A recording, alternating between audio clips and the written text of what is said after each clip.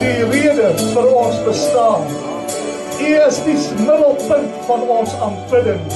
Ons Here het ons lewe afgelê, ons kruis opgeneem om U te dien en U te volg. En soos die lied sê, this is my desire to honor you and you alone.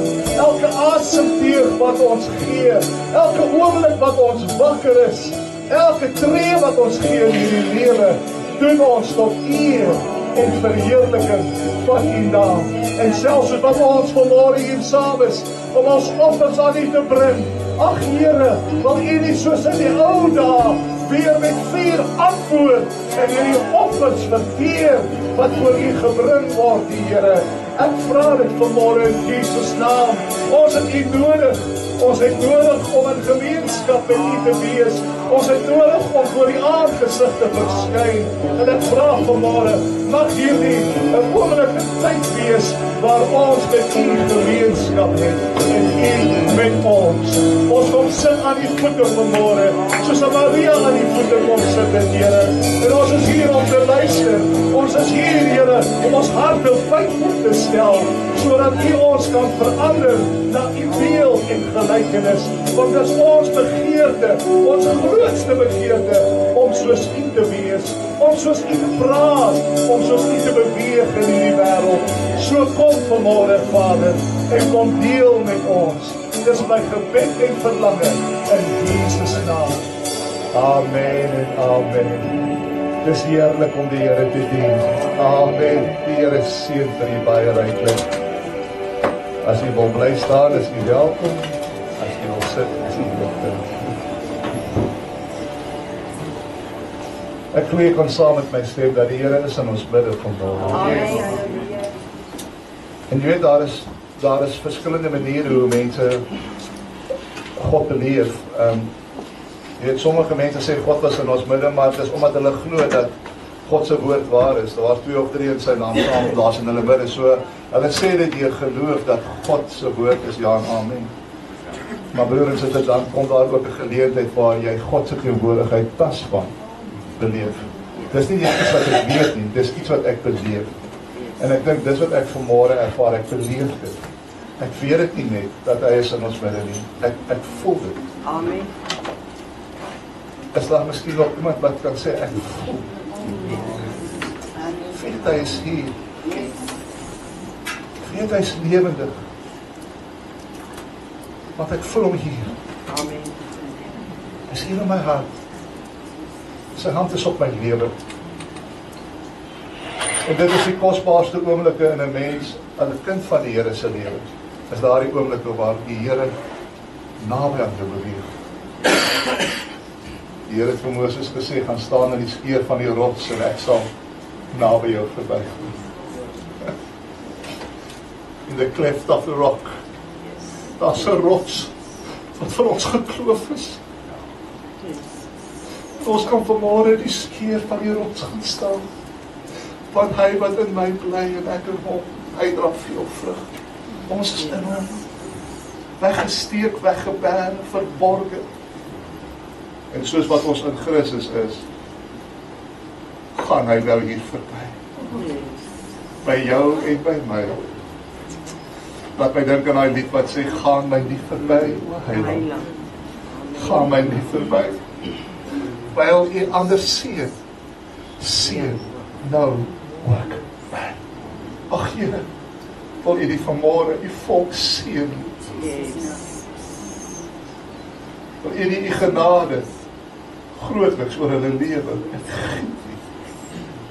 wil U die vanmôre guns bewys, soos wat ons voor U aangesit op U wag. Gaan ons nie verby vanmôre, o Heiland.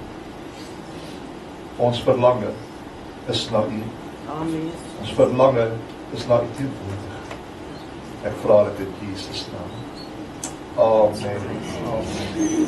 Ja, eendag in die huis van die Here is beter as 1000 dae. Daar buite. Nou ja, ons het vanmôre 'n moeilike tema om te bespreek, maar ons moet die moeilike goedes bespreek. Want jy weet, dit is beter om soms getugtig te word, maar met tugtiging en al in die hemel in te gaan, as wat ons mekaar net mooi dinge praat. Né? Jy weet, ek onthou daai een pendeltuig wat opgegaan het, en almal was so happy op die pendeltuig. Wat een was dit geweest? Wat die pendeltuig ontplof het? Die Challenger. Die Challenger. Nommer 3. Ja. Ja. Wat jy nou vet kom. Maar daar was 'n pendeltuig wat hulle opgegaan het en almal was net so gelukkig op die pendeltuig. Almal het goed oor die weg gekom, maar as gevolg van die lieflike atmosfeer wat geheers het in die pendeltuig, het hulle so 'n bietjie hulle verantwoordelikheid nagelaat om al die checks te doen op tyd. En toe een van die gaspype begin lek en hulle het nie opgemerk nie, want hulle is net te happy. Jy weet, om saam te kuier en grappies te maak. En daai pyp wat gelek het veroorsaak dat daai pendeltuig in die lug ontplof het. As gevolg van die nalatigheid. En dit die nalatigheid het gekom omdat ons net lekker tyd saam gehad het. So, en dit is goed en is reg en is mooi dat ons 'n lieflike tye saam het. En ons het baie sulke lieflike tye saam, maar soms gebeur dit dat ons ook baie keer so 'n paar checks moet doen. Né? So 'n paar boksies moet check om seker te maak dat ons is nog op koers. En dat alles is in plek. So ons gaan vanmôre so 'n bietjie van 'n boksie check. So ons gaan praat oor sonde belydenis vanmôre. En dit is so belangrik dat ons daaroor praat. Want dit lyk vir my ons leef in 'n samelewing waar mense verleer het om te bely. En nie maar teenoor God, wat nog van teenoor mekaar. So en dit is baie belangrik as hierdie saak aanspreek. So met dit in gedagte, kom ons blaai na 2 Samuel, die 12de hoofstuk. En ek sal agterkom ons staan vir 'n paar weke in Samuel. Dis maar 'n gewoonte by my, jy weet, as ons in 'n boek is, dan bly ons sommer in daai boek. Ons gaan nou volgende Vrydag dan ons by die boek Jesaja begin. So ons gaan nou Samuel so gelyklopend met Jesaja gaan ons maar deurhardloop en dan kyk ons waar toe lei die Here. Weet, ons is nie soos ander gemeentes wat sê, hoorie, ons kan vir julle sê, hier is ons visie en aksiestappe vir die volgende 5 jaar nie. Ons wag letterlik maar elke week op die Here en sê, Here, wat wil U vandag sê? Noem ons maar uit die oude gewoonte of uit die oude doos, maar dit werk vir ons. So ons wag maar weekliks. Want wat gebeur nou as jy nou jou jaar vooruit beplan het en die Here wil nou iets anders en sê, nee Here, jy moet nou eers parkeer, want ons moet nou eers hierdie beplanning uitvoer. En dinge verander te vinnig nou so daar. Jy dink tog jy weet hoe volgende week gaan lyk. Dan verander die dinge. So ons moet in pas wees. Soos wat die lewe aanbeweeg, dat ons in pas by die lewe is. So, 2 Samuel 12 vers 13.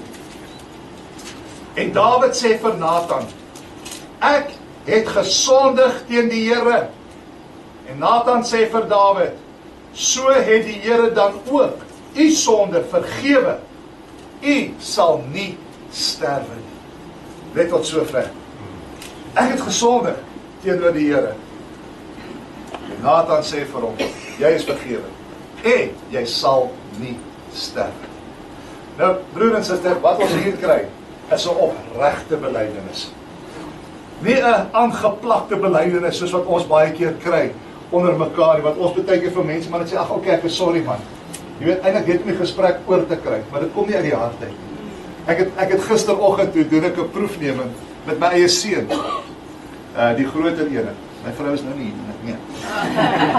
En hy het nou weer, weet, hy haak so 'n bietjie vas baie keer, want dit lyk my so 'n sekere ouderdom kom, dan weet jy alles in die Weswees net. En nou moet ons gaan hare sny. En hy sê vir my, wil by daai haarkapper gaan by Checkers in die strand.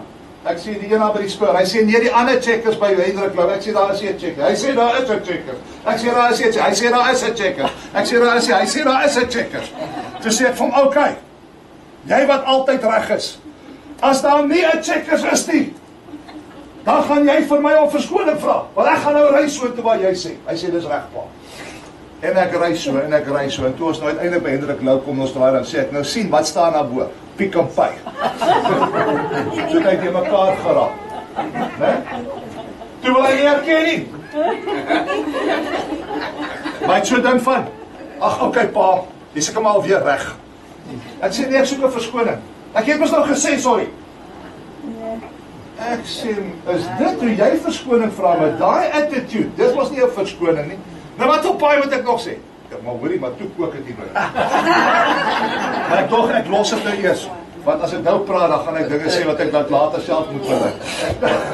Maar ek vat hom, hulle gaan sny daar by die mall, en maar terwyl ek nou wag, nou vol die Heilige Gees, want ek weet nou ek moet môre preek oor belydenis, en voel hier binne, en ek kom, hoe gaan ek my kind nou leer, dat om te sê sorry, is 'n baie belangrike element. Inteendels, dit kan lewensbelangrik wees. En toe hy uitkom, ons in die kar, sit hy agter, en ek staan in die kar, ek kyk so vir, ek sê, Kyle, hy dokkies, ek gaan vir hom nou sy 12 gebooie vir hom voorlees. Ek sê vir Kyle, papa, is bitter jammer. As ek enigiets gesê of gedoen het, verbaal of emosioneel, wat jou te nagekom het, ek vra jou, vergewe my. Weet jy, daai oor van ons, hy gee net so smik, en hy kry niks uit nie.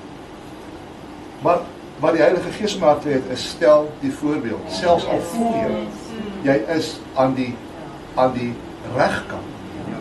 Stel die voorbeeld, want mense het nie meer 'n voorbeeld in die lewe van iemand wat vergifnis kan vra en erkenning gee. En ons almal het maar iets om te bely, het ons nie. Miskien het jy iets om teenoor jou man of jou vrou te bely, al is dit net klein.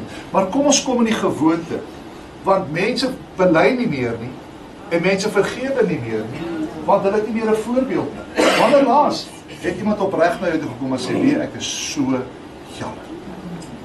Maar in elk geval, ek hoop dat dit by my seun iets nagelaat. Ek wag nou nog vir my, sorry.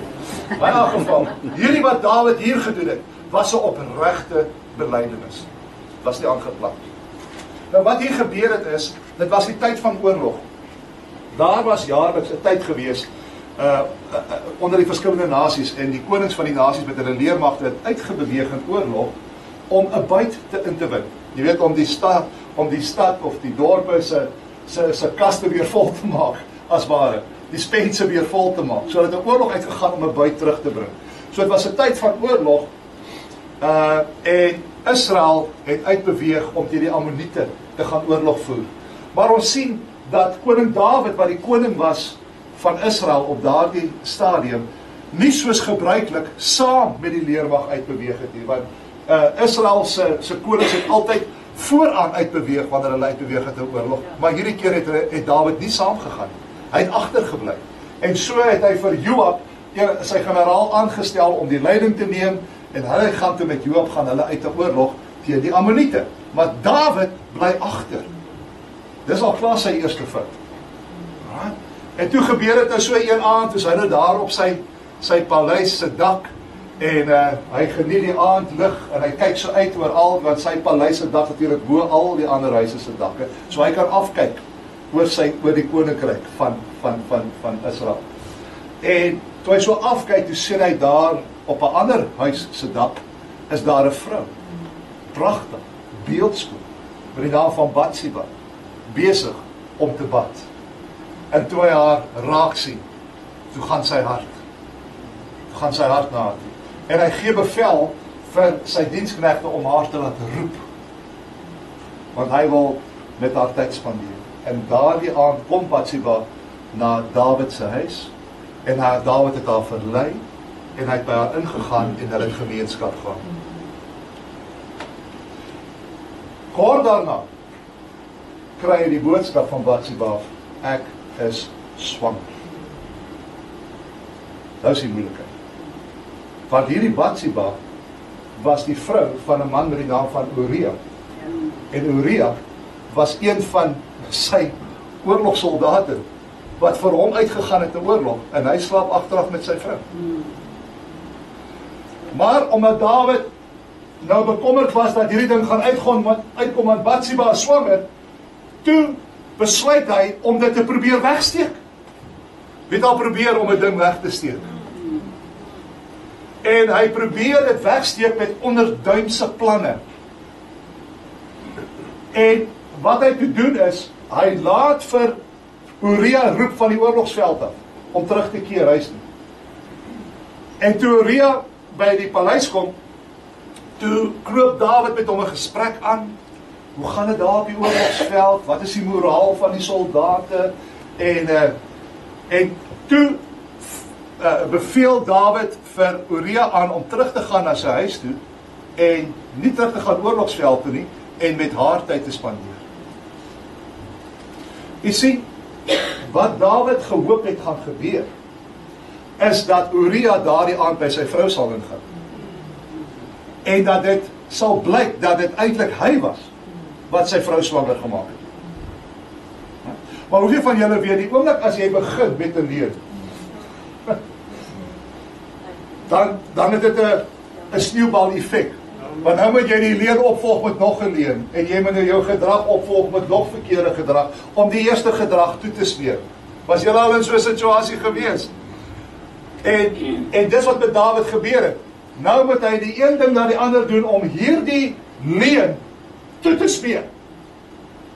So wat hy toe doen is, toe hy vir Uria sê, gaan terug, toe sê Uria, nee, hy voel nie dis redelik en regverdig nie, want al sy vriende is op die oorlogsveld. Hoe gaan dit nou lyk? Hy sit lekker by die huis, terwyl al sy vriende oorlog maak. Hy sê toe vir Dawid, ek gaan nie terug huis toe nie. En Uria spandeer toe daai aand op die stoep van die paleis van Dawid. Hy gaan nie terug huis toe nie. Nou is Dawid in die peerkom, want die man wil nie by sy vrou gaan slaap nie.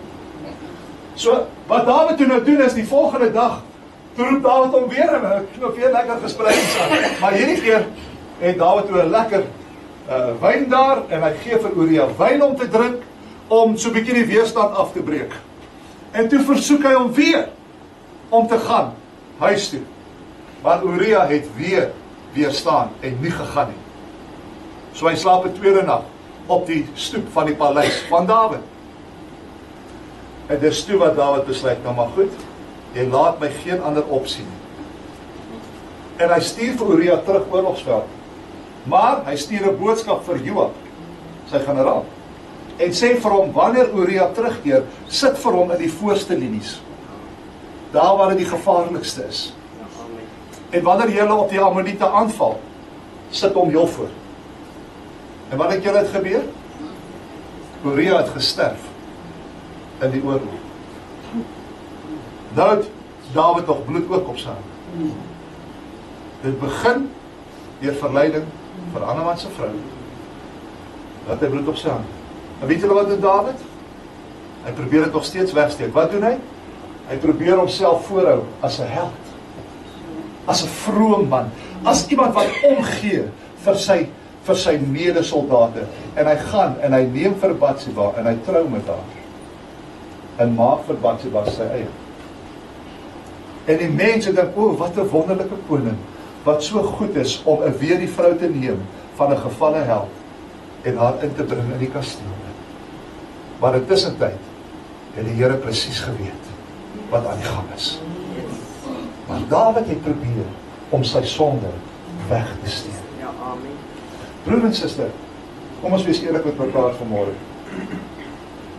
Om dinge weg te steek van mekaar, het so algemeen geword vandag. Dit het eintlik deel geword van ons karakter.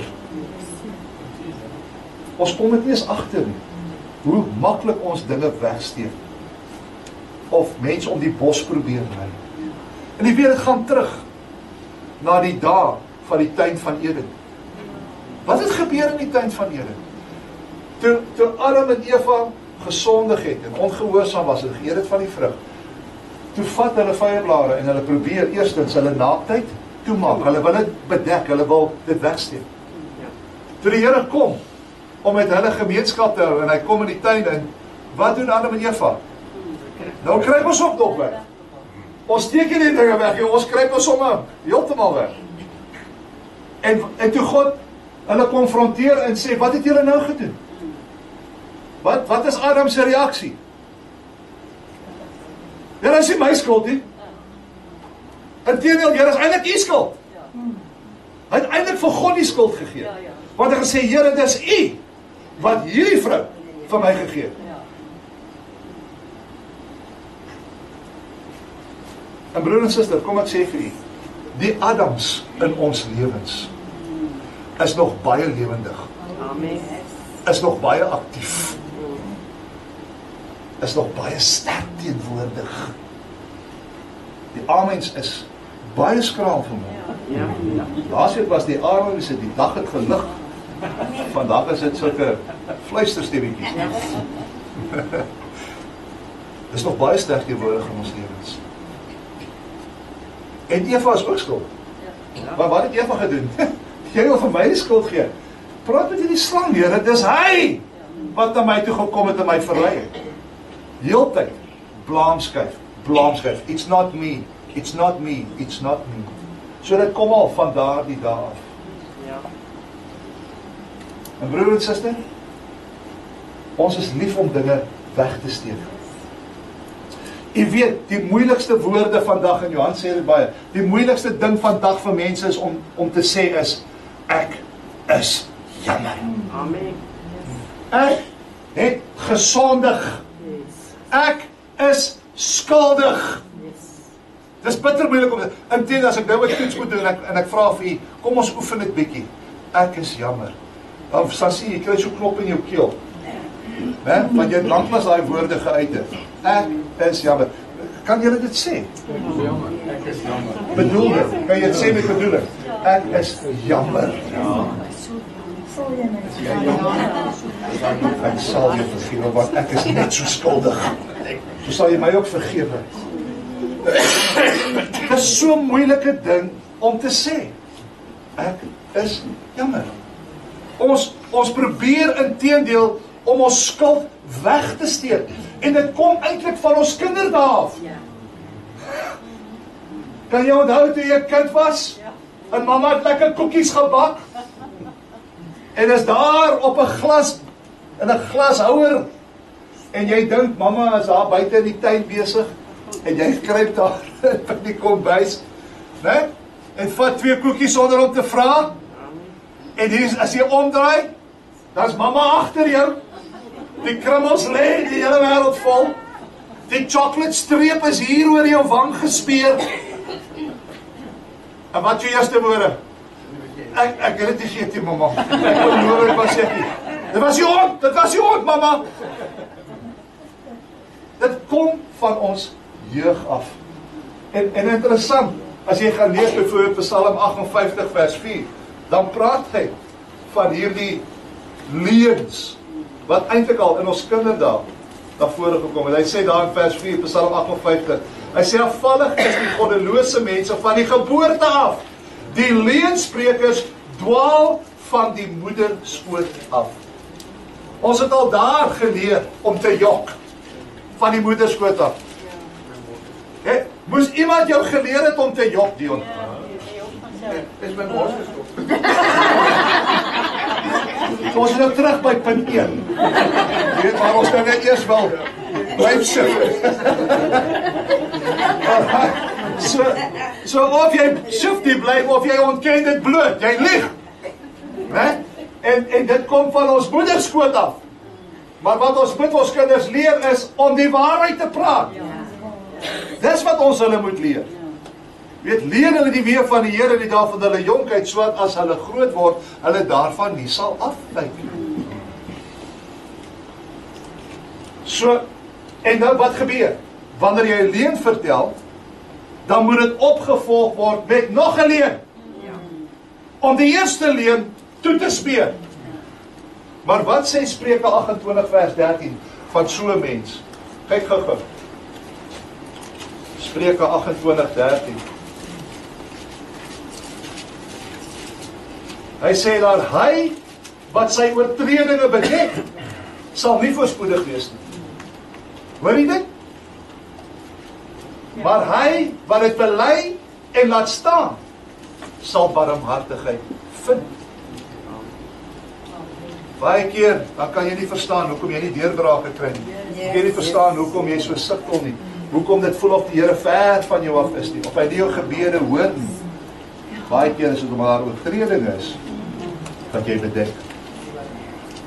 En vanmôre is die môre wat ons 'n bietjie mekaar in die oë kyk, om te sê, dalk moet ons 'n eerlike opgawe maak vir 'n slagweer van ons eie lewe. Wat is daar wat ons gedoen het dan? Weet, ons is vinnig om die foute in ander mense se lewens uit te wys. Maar miskien moet ons sê, it's me, O Lord, standing in the need of prayer. En die ding is, as jy nie kan bely nie, dan is daar ook nie vergifnis nie. Ja, amen. Hoe kan ek vergifnis bied vir iemand wat nie bely het? Werk die Here nie ook so nie? As ons sonde bely, hy is getrou en regverdig om te vergewe, maar jy moet jou sonde bely. Weet jy? Hoe kan ek verwag, hy moet my vergewe vir die spanner wat ek die dag al by sy garage gevat het? Ek bring dit vir jou na diens terug. Ek is, jy weet as 'n spanner mis nie. Maar hoe kan ek sy vergifnis vra as ek nie bereid is om te bely? Vergifnis kom uit belydenis. Want jy weet, ons is so vinnig. Ons is so vinnig om te probeer om ons skuld wat ons het te regverdig. Dis nog 'n ding. Behalwe vir die feit dat ons dit eers probeer wegsteek en dan probeer lieg. As dit nou by die punt kom wat, hoor jy, dit is nou op die tafel. Alles is ontbloot. Wat doen ons dan? Nou probeer ons dit regpraat. We want to justify. Hoeveel keer hoor ek die man sê, ja, maar dis omdat die vrou nie my emosionele of my behoeftes verstaan nie. Sy dryf my tot hierdie God. Of die vrou wat sê, my man is nie emosioneel ingestel op wat ek nodig het nie. En ek het hierdie ander persoon wat my emosionele behoeftes bevredig. Dis my man wat eintlik maar die skuldige is. Dis ons nie vinnig om te probeer regverdig nie. En die rede hoekom ons regverdig is dat, het jy al met 'n skuld rondgeloop en gevoel hoe swaar klip is dit in jou lewe? As jy iets die hele tyd moet wegsteek wat jy weet jy skuldig. En dit maak die lewe swaar. Baie swaar. En dan probeer ons om van die gewig van hierdie skuld ontslae te raak. Maar hoe ons dit doen is, ons probeer dit wegredeneer. Jy probeer in jou gedagtes vir jou sê eintlik, maar hoorie, dalk is ek nie skuldig nie. Ek weet ek het dit gedoen, maar dalk is dit die ander een se skuld dat ek dit gedoen het. Hulle het my gedryf daartoe. Hoorie so, as jy wil gaan na die mees onskuldige groep mense op die gesig van die aarde, waartoe sal jy gaan? Jy gaan reguit tronk toe. Ja. Want as jy by die tronk by daai mense gaan staan, hulle almal is onskuldig. Het jy al by daar gestaan waar 'n tronkou sê, hoor jy, ja, sorry, want ek verdien om hier te wees. Hulle moes my eintlik lewenslang toegesluit. Nee, hulle is altyd sê, "Jeeg, hoor jy, ek moet nou die pak vat vir ander mense."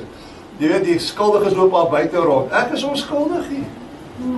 Ek weet nie, hierdie P. Diddy, wie P. Diddy volg jy? Hy is so onskuldig soos 10. Ek hoor, ek sê hy is onskuldig nie, dit is hoe hy homself voorgee. Maar daar's 'n ou, Weinstein, nie Jeffrey Epstein, die Weinstein wat in die tronk is vandag. Hulle het 'n onderhoud met hom gehad. Hy glo hy is onskuldig soos die nagtegaal. En daar's actually mense wat glo hy is onskuldig. Né? En hy het 'n antwoord vir elke beskuldiging wat teen hom ingebring word. Maar die skuldiges is al buite. Hy vat nou maar die pak vir hulle. So, dis wat ons doen. Ons probeer ons skuld wegredeneer. Dis nie my skuld. Dis nie my skuld. En broer en suster, en dit het gevolge as jy daardie roete volg. En dis wat Dawid ook probeer doen het vir 'n lang tyd, om sy skuld so te probeer wegredeneer. Nou broer en suster, Dawid het geweet dat hy skuldig is. Hy het geweet hy is skuldig. Jy weet, Nathan het na hom toe gekom. En Nathan het vir hom vertel, daai gelykenis as jy nou teruggaan na 2 Samuel toe. Dan sal jy gaan lees hoe Nathan vir hom die gelykenis vertel, daar vanaf vers 1, van hierdie ooilam, wat 'n ryk man gevat het by sy buurman wat arm was, om vir sy gas dit voor te berei, teer van sy eie te neem. En so het Dawid gesê, wel, so 'n man moet sekerlik sterwe. En hy het nie geweet dat hy so pas sy eie oordeel uitgespreek. want dit was toe aan die tyd heilig. Dit was heilig. En ek wil nou net ietsie sê daaroor. Maar broer en suster, die ding met hierdie skuld wat ons so dra, weet jy wat doen daai skuld? Dit vreet jou weg. Ja. Dit vreet jou weg soos 'n kanker Ja. as jy met dit rondloop. Dit is inteendeel wat Dawid beleef het voor sy sondebelydenis, voordat hy hier gekom het om sy sonde te bely, is die absolute verterende effek wat hierdie skuld op jou lewe het. Jy weet, as jy gaan byvoorbeeld na Psalm 32 toe. Kyk gou goed dan. Hier is waar Dawid bietjie vir ons die lig werp op wat hy deurgegaan het, terwyl hy nog met hierdie skuldgevoel rondgeloop het, voordat dit geopenbaar was. Kyk wat sê hy daar in vers 3. Hy sê, toe ek geswyg het my gebeente uitgeteer, in my gebrul, die hele dag. Dawid het baie vinnig oud geword. Want daar is die vrede vir die goddelose. Jesaja 57. Dis onvrede wat in jou hart is. Kyk wat sê vers 4. Hy sê, want u hand was dag en nag swaar op my. My murg het verander soos deur die somergloed. Hy sê, ek het met hierdie ding rondgeloop in my hart, en die hand van die Here was die hele tyd op my. Broer en suster, ons kan vir mense dinge wegsteek, maar vir God steek jy absoluut niks weg. Jy weet van elke stukkie detail. Sy hand is oor jou, en dit is swaar. Dit is swaar. En weet jy wat doen skuldgevoel? Dit beroof jou van jou vrede. Dit beroof jou van jou rus. Ja, sommige mense weet nie eers meer wat dit is om te slaap. Jou slaap het gewyk van jou. Dit is wat skuld doen. Jy verloor jou blydskap. Jy kry sulke mense, hulle kan nie eers meer glimlag nie. Hulle het nie meer vervulling nie. Want hulle leef nie meer in die teenwoordigheid van die Here. They lost it.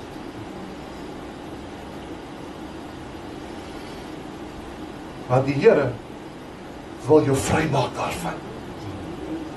Maar daar's 'n verantwoordelikheid wat ons moet nakom. En dit word genoem belydenis. As jy wil vrykom van daardie ding. Dawid het geweet hy skuldig. En toe hy vir Nathan sê, so 'n man moet sekerlik sterwe. En toe Nathan vir hom sê, maar jy's daai man. Toe besef Dawid, ek het sopas my eie doodsvonnis uitgeskryf. Maar wat doen Dawid? Hy erken sy skuld.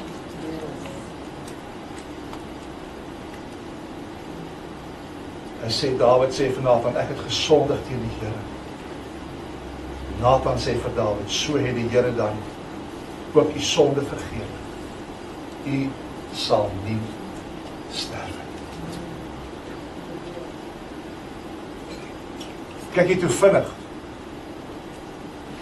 die saak reggestel word. Met een erkenning. Selfs die doodsvonnis wat oor hom uitgespreek was, want die siel wat sondig moet sterf.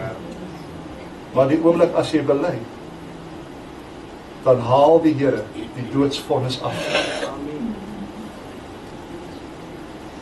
En Dawid hoor die woorde, jy sal nie sterf. Verder sien ons ook die oomblik toe hy bely, toe is daar ook vergifnis. O my vriend, o my broer, my sussie,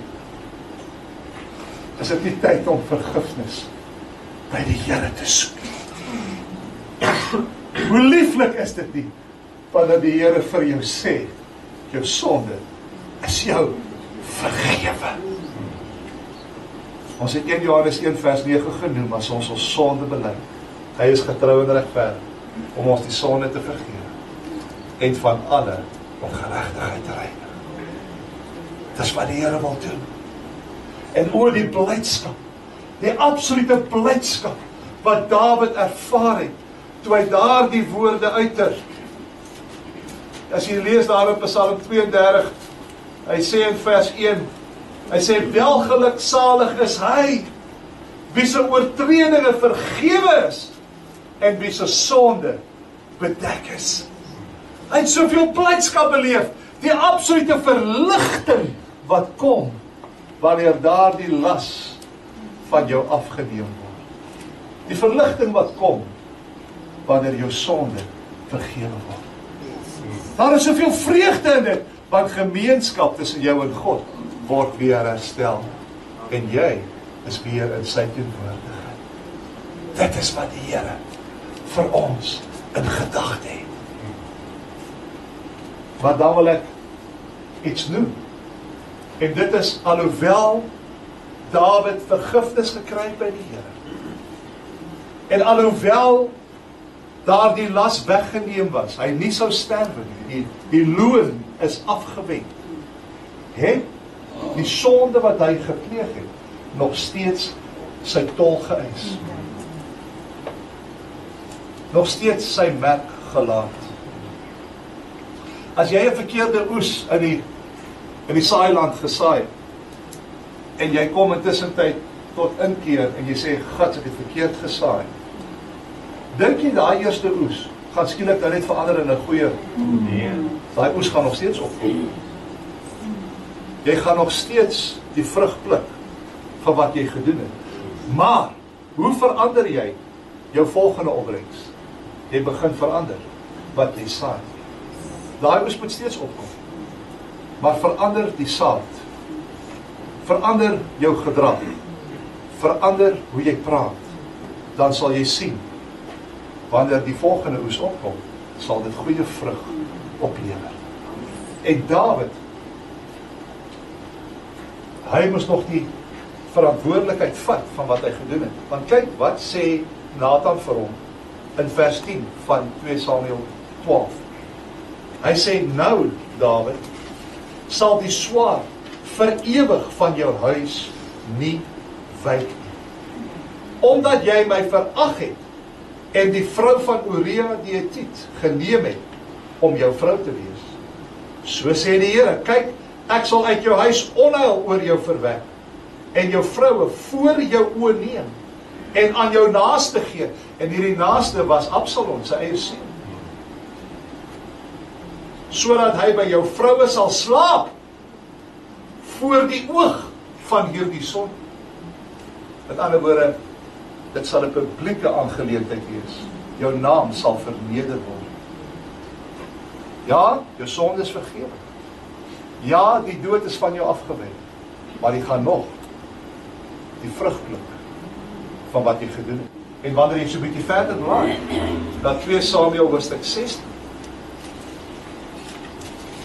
En jy lees daar in vers 21, kyk wat het toe gebeur. Hoe sy eie seun hom begin vervolg en hom verdryf. Sy eie pa verdryf uit Jerusalem uit, want hy wil die koningskap oorneem. Maar kyk wat doen hy toe om sy pa te verneder. Vers 21 sê, en Agitofel sê vir Absalom, gaan in by die byvroue van u vader, wat hy laat agterbly het, om die huis op te pas. Dan sal die hele Israel hoor, dat u gehaat gemaak het by u vader, en die hande van almal wat by hy is, sal versterk word. Hulle het toe vir Absalom 'n tent op die dak opgeslaan. En Absalom het voor die oë van die hele Israel, by die byvroue van sy vader ingegaan. En die raad wat Agitofel in die dae gegee het, was asof 'n mens die woord van God geraadpleeg het. So was elke raad van Agitofel vir Dawid, sowel as vir Absalom. Kyk net, hoe daai oes opgekom het. Ja, Dawid, jou sonde is vergewe, maar daar is 'n gevolg. Dawid het ook sy eerste kind wat verwek was verloor. Alhoewel hy vir daai kind gebid het, dat die Here sy lewe sal spaar, het die Here daai kind kom haal. Daai kind het gesterf. Want die oes moes opkom. So ja, die Here vergewe jou. Hy wend die loon af. Maar soms, inteendeel meer as gereeld, moet jy nog die vrug eet van die onreg wat gedoen was. Weet jy, ek 'n spyker vat vandag en ek kap dit in 'n stuk hout in. En ek gaan later met 'n hamer en ek pluk daai spyker uit. Die spyker is uit die hout uit, maar die gat bly nog steeds daar. En dit is wat sonde bewerk in baie mense se lewens. Tog is dit uiters belangrik dat jy God se vergifnis vra. Want as jy nie die belydenis doen nie, dan sê jy nooit die woorde hoor. Jou sonde is jou vergewe. Steeds met daai vergifnis van sonde, laat sonde sy merk. Baie keer liggaamlik in mense se lewens. As 'n drankverslaafde tot bekering kom, wat vir 30 jaar homself stikkend gedruk het, sy sonde word vergewe. Daar is die dood wat van hom afgewend word, maar hy het 'n lewe wat opgepak. En baie mense loop dit vir die res van die lewe met 'n lewe wat nie meer werk. Iemand wat 'n dwelmverslaafde was, kom kragtig tot bekering. Maar hoeveel duisend breinselle is mos dood? Maar broer en suster, nie teenstaande al dit, wat is meer belangrik? Dat alles wel sal wees hier, liggaamlik, of dat jy die woorde sal hoor. Jou sonde is jou vergewe. En jy het 'n ewige bestemming in die hemel hierna. Amen. Dit is baie meer belangrik. Amen. So broer en suster, dink jy nie dat die tyd het dalk gekom waar ons kom en sê, Here, ek is jammer. Vergewe my skulde. Want vergifnis kan net geoffer word. God se vermoë om te vergewe, want net God kan sonde vergewe, word geaktiveer. Ons het die voorreg, dis klaar beskikbaar gestel, maar is nog nie toegepas totdat jy daardie woorde uitdruk. Ek het gesondig, ek is skuldig. En broer en suster, die Here is so begeerig om jou sonde weg te was. Hy kom inteendeel Jesaja 1 agter, hy sê, kom, laat ons die saak uitmaak. Let us reason together. Al was jou sonde soos skarlake, dit sal wit word soos sneeu. Al was dit rooi soos pit, dit sal word soos wol. Miskien het jy teen iemand gesondig. Dalk weet die persoon daarvan, dalk weet hy nie daarvan.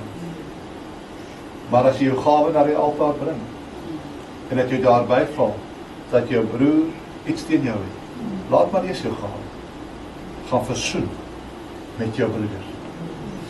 Daar is nie 'n ding van, jy kan net met God regmaak, as jy teenoor 'n vriend of 'n vriendin gesondig het.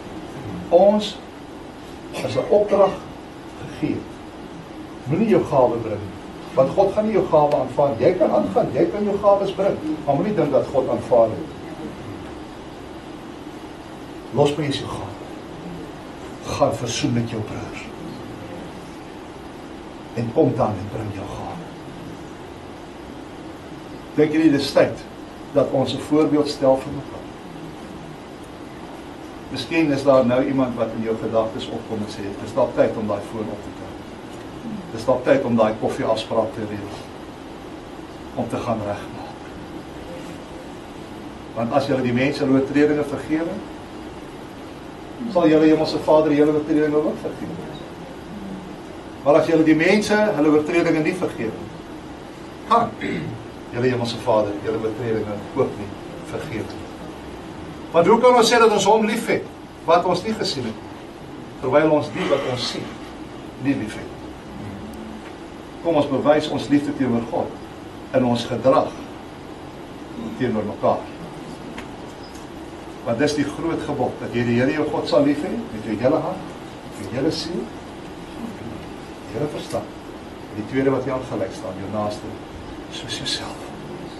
Mag die Here ons help, dat ons 'n vergewensgesinde en 'n geopenbaarde belyde lewe sal leef, en dat God daarna verheerlik sal.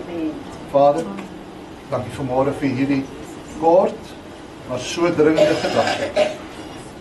Here, help my, dat my lewe sal getuig van erkentenis. Want Here, ek het U genade so nodig. En ek bid vanmôre dat U oor my lewe en oor elkeen se lewe vanmôre U genade oorvloediglik sal uitgiet. Heilige Gees, U wat ons oortuig, sal U die vanmôre openbaar. Waaraan is ons skuld? Sodat ons daarmee kan deel. Sodat ons voor die aangesig kan kom, en dit kan bely, en dat daardie skuldlas van ons afgewend kan word. Ook so as daar iemand is, wat ons te nagekom het, Here, openbaar aan ons, sodat ons kan gaan versoen. Want dit is die wil van die Here, in Christus Jesus. Dis my gebed vanmôre, en ek sê vir U baie dankie, dat U so getrou is, om U wil aan ons te openbaar, sodat ons in die lig kan wandel, want U is lig. Ek bid dit in Jesus naam, met groot danksegging. Amen. Baie dankie.